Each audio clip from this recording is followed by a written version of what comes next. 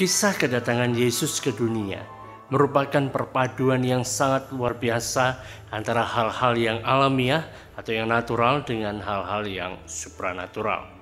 Namun sejauh mana saudara dan saya menyikapi sisi supranatural dari kelahiran Yesus, maka hal itu akan mempengaruhi bagaimana kita memperingati kelahiran dari Tuhan Yesus. Bagian yang supranatural itu tidak terjadi pada saat proses persalinan yang dialami oleh Maria untuk dia melahirkan Yesus. Bahkan lahirnya Yesus itu bisa dikatakan terjadi sangat alamiah. Maria dia mengandung selama 9 bulan namanya.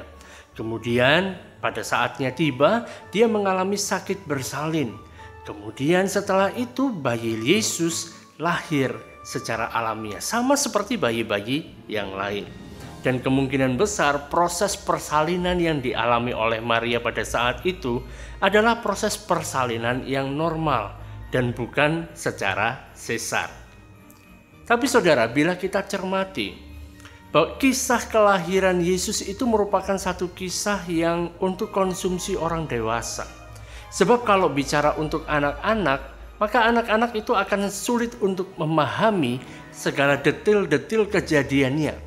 Lagi pula kalau kita lihat bahwa Alkitab itu merupakan suatu kitab atau suatu buku yang memang dituliskan untuk orang dewasa. Nah, saya berikan salah satu contoh yang menunjukkan bahwa kisah ini adalah kisah untuk konsumsi dewasa. Yaitu ada satu-satunya hal yang membedakan waktu Yesus lahir dengan kelahiran dari bayi-bayi yang lain yang ada pada umumnya, yaitu bahwa selaput darah Maria itu dipecahkan oleh seorang laki-laki dari dalam dan bukan dari luar. Akan tetapi saudara, hal yang benar-benar supranatural itu terjadi pada proses pembuahan atau proses fertilisasinya.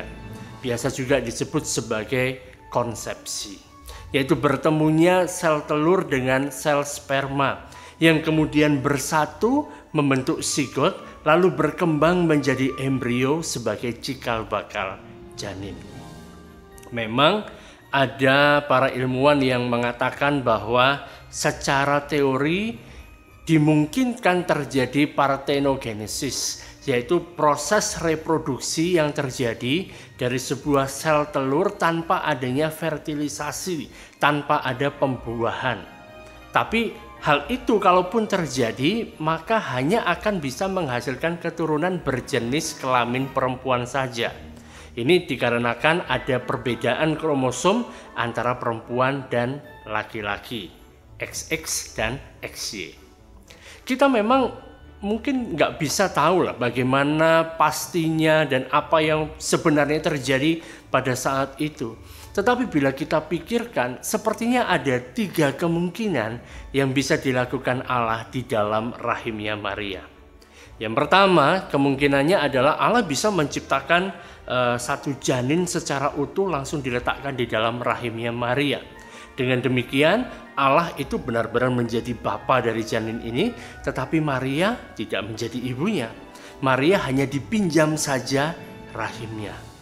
Lalu kemudian kemungkinan yang kedua adalah Allah melakukan semacam modifikasi genetik, mengubah kromosom dari sel telur Maria yang XX menjadi XY.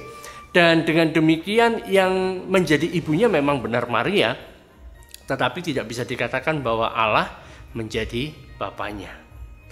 Lalu kemungkinan yang ketiga, Allah menciptakan sperma laki-laki yang kemudian membuahi salah satu dari sel telur Maria, dan dengan demikian Maria benar-benar adalah ibunya dan Allah juga sepenuhnya adalah bapaknya. Karena itu Yesus dia benar-benar manusia dan dia juga benar-benar ilahi. Yohanes pasal yang pertama ayat yang pertama mengatakan, pada mulanya adalah firman, firman itu bersama-sama dengan Allah dan firman itu adalah Allah. Di ayat yang ke-14 dikatakan firman itu telah menjadi manusia dan diam di antara kita. Dan kita telah melihat kemuliaannya, yaitu kemuliaan yang diberikan kepadanya sebagai anak tunggal Bapa, penuh kasih karunia dan kebenaran.